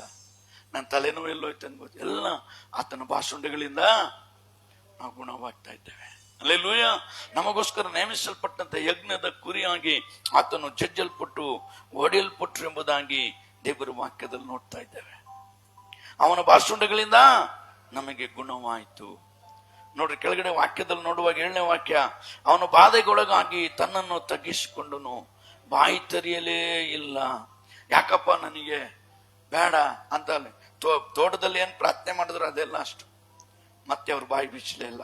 ವಧ್ಯಾಸ್ಥಾನಕ್ಕೆ ಒಯ್ಯಲ್ಪಡುವ ಕುರಿಯಂತೆಯೂ ಉಣ್ಣೆ ಕತ್ತರಿಸೋನ ಮುಂದೆ ಮೌನವಾಗಿರುವ ಹಾಗೆ ಕುರಿಯ ಹಾಗೆ ಇದ್ದನು, ಬಾಯಿ ತೆರೆಯಲೇ ಇಲ್ಲ. ಹಿಂಸೆಯ ನ್ಯಾಯದಿಂದ ಕೊಲ್ಲಲ್ಪಟ್ಟನು, ಆಹಾ ಇವನ ಜೀವಲೋಕದಿಂದ ಕಿತ್ತಲ್ಪಟ್ಟಿದ್ದಾನೆ. ನಮ್ಮ ಜನಗಳ ದ್ರೋಹಗಳ ದೆಸೆಯಿಂದ ಈ ಪೆಟ್ಟು ಅವನ ಮೇಲೆ ಬಿತ್ತು. ಹಲ್ಲೆಲೂಯ. ನಮ್ಮೆಲ್ಲರ ದೋಷದ ಫಲವಾಗಿ ಆತನಿಗೆ ಪೆಟ್ಟು. ಕೊರಡೆಗಳಿಂದ ಹೊಡೆಯಲ್ಪಟ್ಟು, ಚಡಿಯಿಂದ ಹೊಡೆದಲ್ಪಡ್ತಾರೆ, ಕೊರಡೆಯಿಂದ ಹೊಡೀತಾರೆ, ಮಾಂಸಖಂಡಗಳೆಲ್ಲ ಕಿತ್ಕೊಂಬರಂಗೆ ಶರೀರವೆಲ್ಲ ಕಿತ್ತಲ್ಪಡುತ್ತೆ. ಅವನು ಯಾವ ಅನ್ಯಾಯವನ್ನು 9ನೇ ವಾಕ್ಯ ಮಾಡದಿದ್ದರೂ ಓದವ, ಅವನು ಯಾವ ಅನ್ಯಾಯವನ್ನು ಮಾಡದಿದ್ದರೂ ಅವನ ಬಾಯಲ್ಲಿ ವಂಚನೆ ಇಲ್ಲದಿದ್ದರೂ ಅವನು ಸತ್ತಾಗ ದುಷ್ಟರ ಮಧ್ಯೆ ದುಷ್ಟರ ನಡುವೆ ಅವನನ್ನು ಹೂಡಿಟ್ಟ. ಹಲ್ಲೆಲೂಯ. ಅವನು ಯಾವುದೇ ಅನ್ಯಾಯ ಮಾಡಿಲ್ಲ, ಯಾವ ಪಾಪನೂ ಯೇಸು ಮಾಡಿಲ್ಲ, ಯಾವ ಪಾಪನೂ ಮಾಡಿಲ್ಲ. 30 ವರ್ಷ ತಂದೆ ತಾಯಿಗೆ ವಿಧೇಯರಾಗಿದ್ರು. 30 ವರ್ಷ ಬಂದ್ಮೇಲೆ ದೀಕ್ಷಾಸ್ಥಾನ ತಗೊಂಡ್ರು, ಪವಿತ್ರಾತ್ಮನ ಅಭಿಷೇಕ ಹೊಂದ್ಕೊಂಡ್ರು, 3 ವರ್ಷ ಸೇವೆ ಮಾಡಿದ್ರು. ಯಾವ ಪಾಪನೂ ಮಾಡಕ್ ಚಾನ್ಸ್ ಇಲ್ಲ. ಯಾವಾಗ ದೀಕ್ಷಾಸ್ಥಾನ ತಗೊಂಡ್ರು ಅವತ್ತಿನಿಂದ ಸ್ವಾರ್ಥ ಸಾರಲ್ಪಟ್ರು. ಬೆಟ್ಟಗಳಲ್ಲೂ ಗುಡ್ಡಗಳಲ್ಲೂ ಕಾಡುಗಳಲ್ಲೂ ತೋಟಗಳಲ್ಲೇ ಮಲ್ಲಿಗೆ ರಾತ್ರಿ ಎಲ್ಲ ಪ್ರಾರ್ಥನೆ ಮಾಡಿ ಸೇವೆ ಮಾಡ್ತಾ ಇದ್ರು. ಅಲ್ಲೆಲ್ಲ ಹೇಳ್ರಿ ಅಲ್ಲೆಲ್ಲೂಯ. ನಾವಾದ್ರೂ ತಿಂದು ತೃಪ್ತರಾಗಿ ಆರಾಮಾಗಿ ಮಲಗ್ತೀವಿ. ಯೇಸ್ವಾಮಿ ಲೋಕದಲ್ಲಿದ್ದ ಮಲಗಕ್ಕೆ ಸ್ಥಳ ಇದ್ದಿಲ್ಲ. ಬೆಟ್ಟಗಳಲ್ಲಿ ಗರ್ಸಮನೆ ತೋಟದಲ್ಲಿ ಬೆಡ್ಶೀಟ್ ಇಲ್ಲ, ಏನಿಲ್ಲ. ಇಡೀ ರಾತ್ರಿ ಶಿಷ್ಯರ ಜೊತೆ ಚಳಿಯಲ್ಲಿ ಸಮಯ ಸಿಕ್ಕಾಗೆಲ್ಲ ಪ್ರಾರ್ಥನೆ ಮಾಡ್ತಾ ಅದಕ್ಕೆ ಆಕಾಶದಲ್ಲಿ ಹಾರಾಡುವ ಗುಬ್ಬಿಗಳಿಗೆ ಗೂಡುಂಟು, ನರಿಗಳಿಗೆ ಗುಳಿ ಉಂಟು, ಮನುಷ್ಯ ಕುಮಾರನ ತಲೆ ಇಡೋದಕ್ಕೂ ಸ್ಥಳ ಇಲ್ಲ. ಅಲ್ಲೆಲ್ಲೂಯ. ಈ ಲೋಕದಲ್ಲಿ ಇದ್ದಾಗ ಅವ್ರು ಮಲಗಕ್ಕೆ ಸ್ಥಳ ಇದ್ದಿಲ್ಲ. ಅಲಿತಾ ಇದ್ರು, ಓಡ್ತಾ ಇದ್ರು. ಪಾಪದಲ್ಲಿರೋರ್ನ, ಶಾಪದಲ್ಲಿರೋರ್ನ, ರೋಗದಲ್ಲಿರೋರ್ನ, ದೆವ್ವಗಳ ಕಾಟದಲ್ಲಿರೋರ್ನ, ಪಾರ್ಶ್ವ ರೋಗದಲ್ಲಿರೋರ್ನ, ಸತ್ತವರನ್ನ, ಕುರುಡ್ರನ್ನ, ಕುಂಟ್ರನ್ನ 3 ವರ್ಷ ಮಲಗಿದ್ದೇ ಇಲ್ಲ. ಅವ್ರು ಓಡಿ ಸೇವೆ ಮಾಡ್ತಾ ಇದ್ರು. ಅಲ್ಲೆಲ್ಲೂಯ. ಈಗ ಅಂಥವನು ಇಲ್ಲಿ ವಾಕ್ಯದಲ್ಲಿ ನೋಡ್ತೇವೆ, ಆತನಿಗೆ ಅವ್ರೇನು ಮಾಡಿಲ್ಲ ಅಂತೆ. ಅವನು ಯಾವ ಅನ್ಯಾಯವನ್ನು ಮಾಡದಿದ್ದರೂ, ಅವನ ಬಾಯಲ್ಲಿ ಯಾವುದೇ ವಂಚನೆ ಇಲ್ಲದಿದ್ರು, ತಂದೆಯಾದ ದೇವರು ಲೋಕದ ಪಾಪಕ್ಕೋಸ್ಕರ ನೀನು ಸಾಯಲೇಬೇಕೆಂಬ ಆ ತೀರ್ಮಾನವನ್ನ, ನೀ ಸತ್ರೇನೆ ಲೋಕದ ಪಾಪ ಪರಿಹಾರವಾಗೋದು, ನೀ ಸತ್ರೇನೆ ಲೋಕದಲ್ಲೇ ಇರುವ ಎಲ್ಲಾ ಜನರ ಪಾಪ ಪರಿಹಾರಕ್ಕೆ ಮಾರ್ಗವಾಗತ್ತೆ ಎಂಬುದಾಗಿ ಅವನು ಜಜ್ಜುವುದು ಯೆಹೋವನ ಸಂಕಲ್ಪವಾಗಿತ್ತು. ಆತನು ಅದನ್ನು ವ್ಯಾಧಿಯಿಂದ ಬ್ಯಾಧಿಸಿ ಹೀಗೆಂದುಕೊಂಡನು. ಇವನು ತನ್ನ ಆತ್ಮವನ್ನು ಪ್ರಾಯಶ್ಚಿತ್ತ ಯಜ್ಞಕ್ಕಾಗಿ ಒಪ್ಪಿಸಿದ ಮೇಲೆ ತನ್ನ ಸಂತಾನವನ್ನು ನೋಡುವನು, ಚಿರಂಜೀವಿಯಾಗಿರುವನು. ನನ್ನ ಸಂಕಲ್ಪ ಇವನ ಕೈಯಿಂದ ನೆರವೇರುವುದು. ಹಲ್ಲೆಲೂಯ. ಅವನು ಸತ್ತು ಉಣಲ್ಪಟ್ಟು ಆಮೇಲೆ ಎದ್ದು ಹೇಗಿರ್ತಾರಂತೆ, ಅವರು ಹೇಗಿರ್ತಾರಂತೆ, ಚಿರಂಜೀವಿ ಆಗಿರ್ತಾರೆ. ಹಲ್ಲೆಲೂಯ. ಮೃತ್ಯುಂಜಯಾಯ ನಮಃ. ಸತ್ತು ಮೃತ್ಯುಂಜಯನಾಗಿದ್ದಂತ ಮೃತ್ಯು ಅಂದ್ರೆ ಮತ್ತೆ ಅವನ ಜಯ, ಮತ್ತೆ ಅವನಿಗೆ ಸಾವಿಲ್ಲ. ಚಿರಂಜೀವಿ ಯೇಸ್ವಾಮಿ. ಅದಕ್ಕೆ ನಿನ್ನೆ ಇವತ್ತು ನಾಳೆ ಎಂದು ಮಾರ್ಪಡದಾತನು. ಹಲ್ಲೆಲೂಯ. ನಮಗೋಸ್ಕರ ತಂದೆಯಾದ ದೇವರು ಇಡೀ ಪ್ರಪಂಚದ ಲೋಕದ ಎಲ್ಲಾ ಪಾಪವನ್ನ ಯಾರ ಮೇಲೆ ಹಾಕಿದ್ರಂತೆ? ಯೇಸು ಸ್ವಾಮಿ ಮೇಲೆ ಹಾಕಿದ್ರು. ನೀನೇ ಸರಿ, ನೀನೇ ದಂಡನೆ ಅನುಭವಿಸ್ಬೇಕು. ನನ್ನ ಮಕ್ಕಳು ಕೈಯಲ್ಲಿ ಪಾಪ ಮಾಡಿದ್ರ ನಿನ್ ಕೈಯಲ್ಲಿ ಮೊಳೆ ಜಡಿಯಲಿ. ನನ್ನ ಮಕ್ಕಳು ಕಾಲಲ್ಲಿ ಪಾಪ ಮಾಡಿದ್ರ, ಪಾಪ ಮಾಡಕ್ ಹೋದ್ರ ಆ ಪಾಪದ ದಂಡ ನಿನಗ್ ಬರ್ಲಿ. ಅವ್ರ ಕಾಲಲ್ಲಿ ಮೊಳೆ ಜಡಿದ್ರು. ತಲೆಯಲ್ಲಿ ಪಾಪದ ಯೋಚನೆ ಮಾಡಿ ಅಕ್ರಮ ಅನ್ಯಾಯಗಳು ಮಾಡಿದ ತನ್ನ ತಲೆಯಲ್ಲಿ ಮುಳ್ಳಿನ ಕಿರೀಟ ಇಡಲ್ಪಟ್ರು. ಪಕ್ಕೆಯಲ್ಲಿ ತಿವಿಯಲ್ಪಟ್ರು. ಪಾಪ ಹೃದಯದಲ್ಲಿ ಪಾಪದ ಆಸೆ, ಮೋಹದ ಆಸೆ, ಎಲ್ಲಾ ಆಸೆಗಳು ತುಂಬಿರುವಂತ ಪಕ್ಕೆಯಲ್ಲಿ ತಿವಿಯಲ್ಪಟ್ರು. ರಕ್ತ ಇಡೀ ಶರೀರ ಪಾಪ ಮಾಡಿದ ಕೊರಡೆಗಳಿಂದ ಹೊಡೆಯಲ್ಪಟ್ಟು ಮಾಂಸಖಂಡಗಳು ಕಿತ್ಕೊಂಡ್ಬಂದು ಚರ್ಮ ಎಲ್ಲ ಕಿತ್ತು ರಕ್ತ ಚೆಲ್ಲು. ಹಲ್ಲೆಲೂಯಾ. ಈ ಕಣ್ಣು ಮಾಡಿದ ಪಾಪಕ್ಕೋಸ್ಕರ ತಲೆಯಲ್ಲಿ ಮುಳ್ಳಿನ ಕಿರೀಟ ಇಡಲ್ಪಟ್ಟು ತಲೆ ಮತ್ತು ಅದರ ಬೆತ್ತದಿಂದ ಒಡೆದಾಗ ಒಂದು ಮುಳ್ಳು ಕಣ್ಣಲ್ಲಿ ಒಕ್ಕಿ ಕಣ್ಣಲ್ಲಿ ರಕ್ತ ಸೋರ್ತಾ ಆಯ್ತು. ನನ್ನ ಮಕ್ಕಳು ಕಣ್ಣು ಪಾಪ ಮಾಡ್ತಾ, ನನ್ನ ಮಕ್ಕಳು ಕಣ್ಣು ಪಾಪ ಮಾಡಿದಪ್ಪ, ನಿನ್ ಕಣ್ಣಲ್ಲಿ ಹೊಡೆಯಲ್ಪಡ್ಲಿ. ಯೇಸ್ವಾಮಿ ಕಣ್ಣಲ್ಲಿ ಮುಳ್ಳು ಚುಚ್ಚಿತು. ಹಲ್ಲೆಲೂಯಾ. ಇಡೀ ನಮ್ಮೆಲ್ಲರ ಪಾಪಗಳನ್ನ ತಂದೆಯಾದ ದೇವರು ಎಲ್ಲ ಯೇಸು ಸ್ವಾಮಿ ಮೇಲೆ ಹಾಕಿ, ಈಗೋ ಈಗೋ ದೇವರು ನೇಮಿಸಿದ ಕುರಿ, ಯಜ್ಞದ ಕುರಿ. ಹಲ್ಲೆಲೂಯಾ. ಯೇಸುವನ್ನ ನೋಡಿ, ಅಗೋ ಯಜ್ಞಕ್ಕೆ ದೇವರು ನೇಮಿಸಿದ ಕುರಿ, ಲೋಕದ ಪಾಪವನ್ನು ನಿವಾರಣೆ ಮಾಡು. ನಮ್ಮೆಲ್ಲ ಪಾಪಗಳನ್ನ ನಿವಾರಣೆ ಮಾಡೋದಕ್ಕೆ ಯೇಸುವಿನ ರಕ್ತ ಬಿಟ್ರೆ ಬೇರೆ ಯಾವ ತರದಿಂದಲೂ ಪರಿಹಾರವಿಲ್ಲ. ಹಲ್ಲೆಲೂಯಾ. ಯೇಸುವಿನ ರಕ್ತ ಎಲ್ಲಾ ಪಾಪಗಳನ್ನ ತೊಳೆದು ಶುದ್ಧೀಕರಿಸಲ್ಪಡುತ್ತೆ. ನಮ್ಮೆಲ್ಲ ರಕ್ತಗಳಿಂದ ಆತನು ಶುದ್ಧೀಕರಿಸುವರಾಗಿದ್ದಾರೆ. ಹಲ್ಲೆಲೂಯಾ ಹೇಳ್ರಿ. ಹಲ್ಲೆಲೂಯಾ. ಯಜ್ಞದ ಕುರಿ ಯೇಸು ಸ್ವಾಮಿ ಯಜ್ಞದ ಕುರಿಯಾಗಿ ನಮಗೋಸ್ಕರ ಲೋಕಕ್ಕೆ ಬಂದ್ರು. ಲೋಕದ ಪಾಪಗಳನ್ನ, ಕ್ರೈಸ್ತರ ಪಾಪಗಳನ್ನಲ್ಲ. ಹಲ್ಲೆಲೂಯಾ. ಯಾವ್ದೋ ಒಂದು ಕುಲನೋ ಭಾಷೆಗೋಸ್ಕರ ಬರಲಿಲ್ಲ. ಲೋಕದ ಎಲ್ಲಾ ಪಾಪಗಳನ್ನ ಒತ್ತು ತೀರಿಸುವುದಕ್ಕೆ ಯಜ್ಞದ ಕುರಿಯಾಗಿ ತಂದೆಯಾದ ದೇವರ ಸ್ವಾಮಿಯನ್ನ ಈ ಲೋಕಕ್ಕೆ ನೇಮಿಸ್ತಾರೆ ಎಂಬುದಾಗಿ ದೇವರ ವಾಕ್ಯದಲ್ಲಿ ನೋಡ್ತೇವೆ. ಹಲ್ಲೆಲೂಯಾ. ಕಡೆದಾಗ ಒಂದು ವಾಕ್ಯವನ್ನು ಓದಿ ಮುಗಿಸೋಣ. ಅಪೊಸ್ತಲರ ಬರೆದ ಕೃತ್ಯದಲ್ಲಿ 13ನೇ ಅಧ್ಯಾಯ 29ನೇ ವಾಕ್ಯ ಓದ್ರಿ. 13:29 ಏನ್ ಹೇಳುತ್ತೆ? ಆತನ ವಿಷಯವಾಗಿ ಶಾಸ್ತ್ರದಲ್ಲಿ ಬರೆದಿರುವ ಎಲ್ಲ ನೆರವೇರಿಸಿದ ಮೇಲೆ ಆತನನ್ನು ಮರದ ಕಂಬದಿಂದ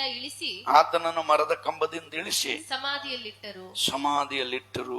அவரை குறித்து எழுதியிருக்கிறவைகள் யாவையும் அவர்கள் நிறைவேற்றின பின்பு நிறைவேற்றின பிறகு அவரை மரத்திலிருந்து இறக்கி கல்லறையிலே வைத்தார்கள். அல்லேಲೂಯಾ. ಇಲ್ಲಿ ನೋಡ್ರಿ, ವಾಕ್ಯದಲ್ಲಿ ನೋಡ್ತೇವೆ ಆತನ ವಿಷಯವಾಗಿ ದೇವರು ನೇಮಿಸಿದ ಧರ್ಮಶಾಸ್ತ್ರದಲ್ಲಿ ಹೇಳಿರುವಂತ ಒಂದೊಂದು ಮಾತುಗಳು ಬರೆದಿರುವುದನ್ನೆಲ್ಲ ಯೇಸುಸ್ವಾಮಿ ನೆರವೇರಿಸಿದ ಮೇಲೆ ಆತನು ಮರದ ಕಂಬದಿಂದ ಕೆಳಗೆ ಇಳಿಸಿ ಸಮಾಧಿಯಲ್ಲಿಟ್ಟರು ಎಂಬುದಾಗಿ ನೋಡ್ತೇವೆ. ಹಲ್ಲೆಲೂಯಾ. ಹಲ್ಲೆಲೂಯಾ ಹೇಳ್ರಿ. ಹಲ್ಲೆಲೂಯಾ. ನೋಡ್ರಿ, ನಮಗಾಗಿ ಎಷ್ಟು ಪಾಡು, ಎಷ್ಟು ವೇದನೆ. ಅಗರ್ಷ ಮನೆ ತೋಟದಲ್ಲಪ್ಪ, ನೀನ್ ಚಿತ್ತವಾದ್ರೆ ಪಾತ್ರೆ ಹೋಗ್ಲಿ. ಕೈಯಲ್ಲಿ ಮಳೆ ಹೊಡೆಯುವಾಗ ಎಷ್ಟು ವೇದನೆ. ಕೊರಡೆಗಳಿಂದ ಒಡೆಯಲ್ಪಟ್ಟು ಮಾಂಸ ಖಂಡಗಳು ಕಿತ್ಕೊಂಡ್ ಬೀಳ್ತಾ ಇದೆ, ರಕ್ತ ಚಿಮ್ತಾ ಇದೆ. ತಲೆಯಲ್ಲಿ ಮುಳ್ಳಿನ ಕಿರೀಟ ಇಡಲ್ಪಟ್ಟು ಬೆತ್ತದಿಂದ ಒಡೆದು ತಲೆಯೆಲ್ಲ ತೂತಾಗಿ ಒಂದು ಮುಳ್ಳು ಕಣ್ಣಲ್ಲಿ ಹೋಗಿ ತಲೆ ಚಿಪ್ಪಿಂದ ಒಳಗೋಗಿ ಕಣ್ಣಲ್ಲಿ ಹೋಗ್ತು. ಮೊಳೆಗಳಿಂದ ಕೈಗಳು ಕಾಲುಗಳು ಜಡಿಯಲ್ಪಟ್ರು. ಸತ್ತನ ಬದುಕನ್ನ ನೋಡೋದಕ್ಕೆ ಪಕ್ಕೆಲ್ ತಿವಿಯಲ್ಪಟ್ಟು ರಕ್ತ ಚಿಪ್ಪ. ಹಲ್ಲೆಲೂಯಾ. ತಂದೆಯಾದ ದೇವರು ನೇಮಿಸಿದ ಎಲ್ಲ ನೆರವೇರು ತನಕ ಆ ಶಿಲುಬೆಯಲ್ಲಿ ಜೋತ್ ಬಿದ್ದಿದ್ರು. ಹಾಗೆ ತನವ ಕೇಳುತ್ತೆ, ಆತನ ವಿಷಯವಾಗಿ ಶಾಸ್ತ್ರದಲ್ಲಿ ಬರೆದಿರುವುದನ್ನೆಲ್ಲ ಎಲ್ಲರೂ ಓದನ. ಆತನ ವಿಷಯವಾಗಿ ಶಾಸ್ತ್ರದಲ್ಲಿ ಬರೆದಿರುವುದನ್ನೆಲ್ಲ ನೆರವೇರಿದ ಮೇಲೆ ಆತನು ಮರದ ಕಂಬದಿಂದ ಇಳಿಸಿ ಸಮಾಧಿಯಲ್ಲಿಟ್ಟರು ಎಂಬುದಾಗಿ ದೇವರ ವಾಕ್ಯದಲ್ಲಿ ನೋಡ್ತೇವೆ. ಹಲ್ಲೆಲೂಯಾ. ತಂದೆಯಾದ ದೇವರು ನಮ್ಮೆಲ್ಲ ಪಾಪಗಳನ್ನ ಆತನ ಮೇಲೆ ಒರೆಸಿ ಅದೆಲ್ಲ ತೀರೋವರೆಗೂ ಆತನು ಶಿಲುಬೆಲೆ ಎಲ್ಲ ತೀರಿತು ಹೇಳಿ ತನ್ನ ಜೀವನ ಬಿಟ್ಟರು ಎಂಬುದಾಗಿ ವಾಕ್ಯದಲ್ಲಿ ನೋಡ್ತೇವೆ. ಹಲ್ಲೆಲೂಯಾ. ನಮಗೋಸ್ಕರ ಎಲ್ಲವನ್ನ ತಂದೆಯಾದ ದೇವರು ಹೇಳಿದ್ದೆಲ್ಲ ಮಾಡಿ ಮುಗಿಸಿದಂತ ದೇವ ಲೋಕದ ಪಾಪ ನಿವಾರಣೆಗಾಗಿ ಈ ಲೋಕಕ್ಕೆ ಕಲಿಸಲ್ಪಟ್ಟ ಯಜ್ಞದ ಕುರಿ ಯೇಸು ಸ್ವಾಮಿ. ಹಲ್ಲೆಲೂಯಾ. ಆದರೂ ನಾವು ಆತನ ರಕ್ತದಿಂದ ತೊಳೆಯಲ್ಪಟ್ರು ನಾವಿನ್ನು ಅಕ್ರಮ ಮಾಡ್ತಾ ಇದ್ದೇವೆ, ಅಪರಾಧ ಮಾಡ್ತಾ ಇದ್ದೇವೆ, ಅನ್ಯಾಯ ಮಾಡ್ತಾ ಇದ್ದೇವೆ, ಅಶುದ್ಧತೆ ಮಾಡ್ತಾ ಇದ್ದೇವೆ. ಅವರು ಪಟ್ಟಂತ ಪಾಡುಗಳು ಕಣ್ಮುಂದೆ ಇದ್ರು ನಮ್ಮ ಸ್ವಲ್ಪನೂ ಅಂಜೋದಿಲ್ಲ, ಸ್ವಲ್ಪನೂ ಭಯ ಪಡೋದಿಲ್ಲ, ಸ್ವಲ್ಪನೂ ಭಯ ನಮಗಿಲ್ಲ. ಪಾಪ ಮಾಡ್ತಾನೆ ಇರ್ತೀವಿ, ಅಕ್ರಮ ಮಾಡ್ತಾನೆ ಇರ್ತೀವಿ, ಅನ್ಯಾಯ ಮಾಡ್ತಾನೆ ಇರ್ತೀವಿ, ಅಶುದ್ಧತೆ ಮಾಡ್ತಾನೆ ಇರ್ತೀವಿ, ಅಶುದ್ಧತೆ ಜೀವಿತವನ್ನ ಜೀವಿಸ್ತಾನೆ ಇರ್ತೀವಿ. ಹಲ್ಲೆಲೂಯಾ. ಯಾರಿಗೆ ಗೊತ್ತಿಲ್ಲದಂಗೆ ಪಾನ್ ಪರಕ್ ಹಾಕ್ತಿವಿ, ಶರಾಬ್ ಕುಡಿತೀವಿ, ಎಲೆಡಿಕೆ ಹಾಕ್ತಿವಿ, ಏನ್ ಬೇಕಾದ್ರೂ ರಹಸ್ಯವಾಗಿ ಮಾಡ್ತೇವೆ. ನೋಡುವ ಆತನೊಬ್ಬರಿದ್ದಾರೆ. ಹಲ್ಲೆಲೂಯಾ. ಆತನ ಮುಂದೆ ರಹಸ್ಯವಾದದ್ದು ಒಂದು ಇಲ್ಲ. ಇದೆಲ್ಲ ನಮಗೆ ಗೊತ್ತಿದ್ದು ಆ ಪರಿಶುದ್ಧರಾಗಿ ನಾವು ಜೀವಿಸೋದಕ್ಕೆ ಆಗ್ತಾ ಇಲ್ಲ, ಒಪ್ಪಿಸ್ಕೊಡುತ್ತಲ್ಲ. ಅನ್ಯಾಯ ಮಾಡುವನು ಅನ್ಯಾಯ ಮಾಡು, ಇನ್ನೇನ್ ಮಾಡಕ್ಕಾಗತ್ತೆ. ರಕ್ತ ಚೆಲ್ಲಿ ಆಯ್ತು, ಪ್ರಾಣ ಸತ್ತು ಮೃತ್ಯುಂಜಯನ ಗೆದ್ದಾಯ್ತು, ಮತ್ತೆ ಇನ್ಯಾವ ರಕ್ತ ತರೋದು? ಎಲ್ಲಿಂದ ನಿನ್ನ ಪಾಪ ಅಕ್ರಮಗಳ ಅಪರಾಧಗಳನ್ನ ಕ್ಷಮಿಸೋದಿಕ್ಕೆ ರಕ್ತ ಎಲ್ಲಿಂದ ತರೋದು? ಇನ್ನೊಂದ್ಸಲ ಯೇಸುಸ್ವಾಮಿ ಹುಟ್ಟು ಬಂದು ಸಿಲುಬೆಯಲ್ಲಿ ಜಡಿಯಲ್ಪಡೋವರೆಗೂ ಆ ಪಾಪವನ್ನು ಕ್ಷಮಿಸೋರು ಯಾರು? ಪಾಪದ ಸಂಬಳ ಮರಣ ಬರುತ್ತೆ. ಅಲ್ಲೆಲ್ಲೂಯ. ಶಾರೀರಿಕವಾಗಿ ಮರಣ ಅಲ್ಲ, ಬೆಂಕಿ ಗಂಧ ಕುರಿ ಕೆರೆ, ಅದೇ ಎರಡನೇ ಮರಣ. ನಾವು ಮಾಡೋಣ, ಎಷ್ಟಾದ್ರೂ ಅಪರಾಧ ಮಾಡು, ಎಲ್ಲ ಮಾಡು, ಯೇಸುವಿನ ದೀಕ್ಷಾಸ್ನಾನ ತಕ್ಕೊಂಡು ಪವಿತ್ರಾತ್ಮನ ಅಭಿಷೇಕ ಹೊಂದ್ಕೊಂಡು ಪಾಪ ಮಾಡ್ತಾ ಇರು, ಅಕ್ರಮ ಮಾಡ್ತಾ ಇರು. ಇಲ್ಲಿ ನೋಡ್ರಿ, ಕಡೆದಾಗ ಒಂದು ಮಾತನ್ನು ಮುಗಿಸ್ತೇನೆ. ಆರಾಧನೆ ಮುಗಿಸಿ ಇಲ್ಲಿ ಭಯದಿಂದ ಭಕ್ತಿಯಿಂದ ನಾವು ಎಲ್ಲ ಕೈ ತಟ್ಟಿ ಅಭಿಷೇಕದಲ್ಲಿ ತುಂಬಿ ಮನೆಗೆ ಹೋಗಿದ್ದು. ಅಲ್ಲೆಲ್ಲೂಯ. ಅದೇ ಕೆಟ್ಟ ಮಾತೆ, ಅದೇ ಚಾಳಿನೇ, ಅದೇ ಜೀವಿತಾನೆ. ಮತ್ ಭಾನುವಾರ ಮತ್ತೆ ಕೈ ತಟ್ಟುದು, ಆತ್ಮದಲ್ಲಿ ತುಂಬೋದು, ಮತ್ ಮನೆಗೆ ಹೋಗಿದ್ದು, ಅತ್ತೆಗೆ ವಿರೋಧ ಮಾತಾಡೋದು, ಸೊಸೆಗೆ ವಿರೋಧ ಮಾತಾಡೋದು, ಪಕ್ಕದ ಮನೆಯವ್ರ ಹತ್ರ ಜಗಳ ಮಾಡೋದು. ಎಲ್ಲಿದೆ ಪರಿಶುದ್ಧತೆ? ಎಲ್ಲಿದೆ ನಮ್ಮಲ್ಲಿ ಪರಿಶುದ್ಧವಾದ ಜೀವಿತ? ಯೇಸುವಿನ ರಕ್ತ ಎಲ್ಲಾ ಪಾಪಗಳನ್ನ ತೊಳೆದು ಶುದ್ಧೀಕರಿಸಿದ್ಮೇಲೆ ಎಲ್ಲಾ ಸ್ವಭಾವಗಳು ಹೋಗ್ಲೇಬೇಕಲ್ಲ. ಹೋಗಿದೀಯಾ? ಹೋಗ್ತಾ ಇದೀಯಾ? ನಮ್ಮನ್ನು ಬಿಟ್ಟು ಹೋಗ್ತಿದ್ರೆ ನಮ್ಮೊಳಗೆ ಸೇರ್ಕೊಂಡ್ಬಿಟ್ಟಿದ್ಯಾ? ರಕ್ತದಲ್ಲಿ ರಕ್ತವಾಗ್ಬಿಟ್ಟಿದ್ಯಾ? ಅನುರಕ್ತವಾಗ್ಬಿಟ್ಟಿದ್ಯಾ ಪಾಪ ನಮ್ಮೊಟ್ಟಿಗೆ? ಅಲ್ಲೆಲ್ಲೂ ಹೇಳ್ರಿ, ಆತನ ಪಟ್ಟಂತ ಪಾಡು, ಆ ಪಟ್ಟಂತ ವೇದನೆ, ಆ ಚೆಲ್ಲಿದಂತ ರಕ್ತ, ನಮ್ಮ ತೊಳೆದು ಶುದ್ಧೀಕರಿಸಿದಂತ ರಕ್ತವನ್ನ ನಾವು ಬೆಲೆ ಉಳ್ಳವರಾಗಿ, ಘನಪಡಿಸುವರಾಗಿ, ಇನ್ನು ಭಯದಲ್ಲೂ ಇನ್ನೂ ಭಕ್ತಿಯಲ್ಲೂ ಇನ್ನೂ ಪರಿಶುದ್ಧರಾಗಿ ಜೀವಿಸೋಣ. ಇಲ್ಲಿ ಕೇಳುವಾಗ ಮಾತ್ರ ಭಕ್ತಿ, ಕೇಳುವಾಗ ಮಾತ್ರ ದಾಹ, ಕೇಳುವಾಗ ಮತ್ತೆ ಆಸಕ್ತಿ, ಎಲ್ಲ ಹೊರಗೋದ್ಮೇಲೆ ಎಲ್ಲ ಮರ್ತು. ಅಲ್ಲೆಲ್ಲೂಯ. ಒಂದು ಕಿವಿಯಲ್ಲಿ ಕೇಳಿ ಇನ್ನೊಂದು ಕಿವಿಯಲ್ಲಿ ಬಿಟ್ಬಿಡುವರಾಗಿ ಕಾಣಲ್ಪಡದೆ, ಎರಡು ಕಿವಿಯಲ್ಲಿ ಕೇಳಿ ಹೃದಯದಲ್ಲಿ ಬರೆಯಲ್ಪಡ್ಲಿ ಈ ವಾಕ್ಯಗಳೆಲ್ಲ. ಆಗ ದೇವರು ನಮ್ಮ ಜೀವಿತ ದೊಡ್ಡ ಆಶೀರ್ವಾದವನ್ನು ಇಟ್ಟಿರ್ತಾರೆ. ಅಲ್ಲೆಲ್ಲೂಯ. ನಮಗೋಸ್ಕರ ಯೋಹಾನನು ತನ್ನ ಕಡೆ ಬರುವ ಯೇಸುವನ್ನು ನೋಡಿ, ಅಗೋ ಯಜ್ಞಕ್ಕೆ ದೇವರು ನೇಮಿಸಿದ ಕುರಿ, ಲೋಕದ ಪಾಪವನ್ನು ನಿವಾರಣೆ ಮಾಡುವಂತ ಕುರಿ ಅದು. ಹಾಗೆ ಸ್ವಾಮಿ ನಮ್ಮೆಲ್ಲರ ಪಾಪಗಳಿಂದ ನಿವಾರಣೆ ಮಾಡಿ ನಮ್ಮ ಪರಿಶುದ್ಧರಾಗಿ ಜೀವಿಸುವಂತೆ ಆತನ ಬರುಣ ಸಮೀಪವಾಗಿದೆ. ಜನಕ್ಕೆ ವಿರೋಧವಾಗಿ ಜನ, ರಾಜ್ಯಕ್ಕೆ ವಿರೋಧವಾಗಿ ರಾಜ್ಯ, ಬರಗಳು, ಭೂಕಂಪಗಳು ಉಂಟಾಗ್ತಾ ಇದೆ. ಜಲಪ್ರಳಯಗಳಿಂದ ಜನರು ಕಂಗೆಟ್ಟು ಹೋಗ್ತಾ ಇದ್ದಾರೆ. ಇವೆಲ್ಲ ನೆರವೇರುತ್ತಾ ಇದೆ. ಯಾವಾಗ ಯೇಸುಸ್ವಾಮಿ ರಹಸ್ಯ ಬರುಣ ಬರುತ್ತೋ ಗೊತ್ತಿಲ್ಲ. ಸಿದ್ಧವಾದವರು ಎತ್ತಲ್ಪಡ್ತಾರೆ, ಸಿದ್ಧ ಇಲ್ಲದವ್ರು ಕೈ ಬಿಡಲ್ಪಡ್ತಾರೆ. ಅಂತ್ಯಕ್ರಿಸ್ತನ ಕಾಲದಲ್ಲಿ ಪಡಬಾರದು ಪಟ್ಟು ಅಲ್ಲಿ ಇವಾಗ್ಲೇ ಗೆದ್ದಲಿಲ್ಲ ಅಂದ್ರೆ ಸೈತಾನ್ ಹತ್ರ, ಅವಾಗ ಎಲ್ಲಿ ಗೆಲ್ಲಕ್ಕಾಗತ್ತೆ? 666 ಮುದ್ರೆ ಬರುತ್ತೆ. ಇವಾಗ್ಲೇ ನೋಡ್ರಿ, ಅಮೆರಿಕದಲ್ಲಿ ಒಬ್ರು, ಅವ್ರ ಹೆಸರು ಒಳ್ಳೆ ಹೆಸರು,